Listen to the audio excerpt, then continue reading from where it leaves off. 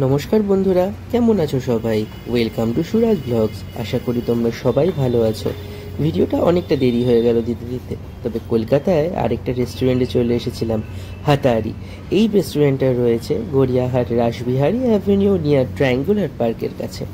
এই রেস্টুরেন্টটাতে আমরা চলে গেছিলাম আবার অসাধারণ কাবাবস খেতে, আর সাথে একটা ইন্টারেস্টিং ডিশও খেতে, আমি আর সুদীপ দুজনে মিলে।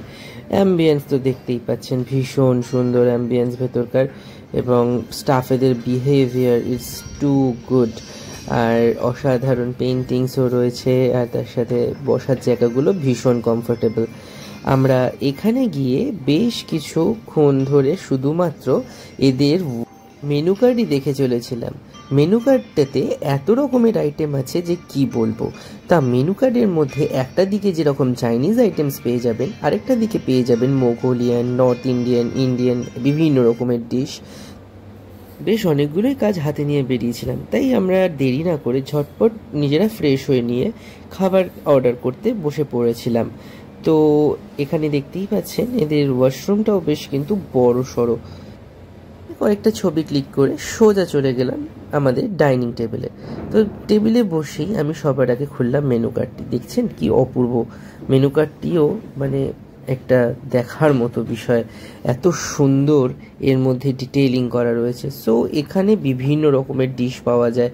তো একটা সাইডে যে ব্ল্যাক সাইড যেটা দেখছেন, এখানে কিন্তু টোটালি চাইনিজ ডিশের ডিটেলসিং রয়েছে।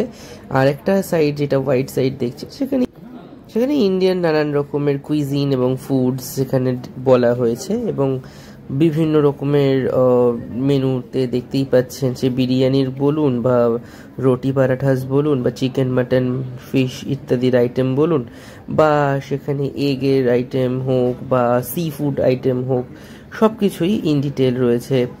এবং এখানে আপনারা ফোন নাম্বারটা দেখতেই পেলেন। এছাড়াও এখানে এদের গুগল রিভিউ আমি দেখেছিলাম যে বেশ ভালো। আর সত্যি বলতে বন্ধুরা, আমরা খাবার অর্ডার করার সাথে সাথে কিন্তু এদের এখানে বেশ ভিড় হয়ে গেছিলো। খাবার আমরা অর্ডার করে দিয়েছিলাম, ভাবলাম কি করি। তো অ্যাজ ইউজুয়াল আমি কিছু পিকচার্স তুলতে আরম্ভ করলাম নিজের। ও ফাইনালি আমাদের কিন্তু রেশমি মালাই কাবাব চলে এসেছে। এত ভালো মালাই কাবাব আর এত ভালো কোয়ান্টিটির এক একটা পিসেস, আমি তো দেখে মন মুগ্ধ হয়ে গেল।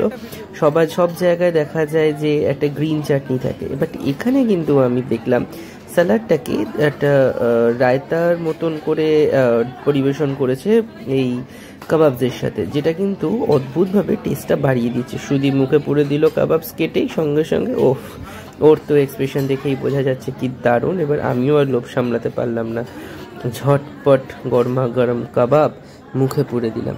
কি অপূর্ব খেতে, মানে এটা অবশ্যই এই রেস্টুরেন্টে গিয়ে ট্রাই করবেন আপনারা। অপূর্ব খেতে, জাস্ট শকড। এত সুন্দর পরিবেশন করেছে এই অনিয়ন্সগুলোকে, আর তার সাথে আচার। অনিয়ন্সগুলোকে ভিনিগার ডিপ করা ছিল, তার সাথে অর্ডার করে দিয়েছিলাম মাটন তাওয়া ফ্রাই, আর তার সাথে ছিল হচ্ছে রুটির মধ্যে বাটার নান।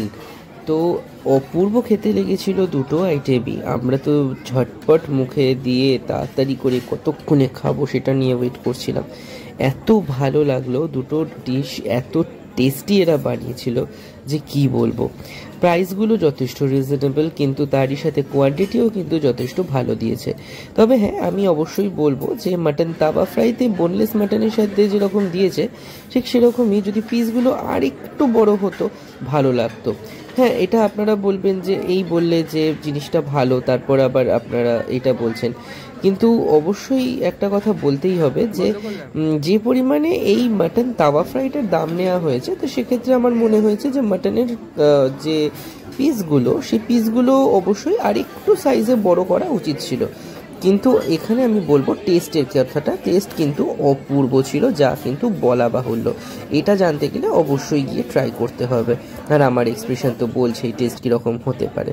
তো ফাইনালি আমাদের খাওয়া দাওয়া শেষ, পেমেন্ট করে দিলাম। এভাবেই পাশে থাকবেন, সাথে থাকবেন। এই রেস্টুরেন্টটা অবশ্যই ভিজিট করবেন বালিগঞ্জের কাছে।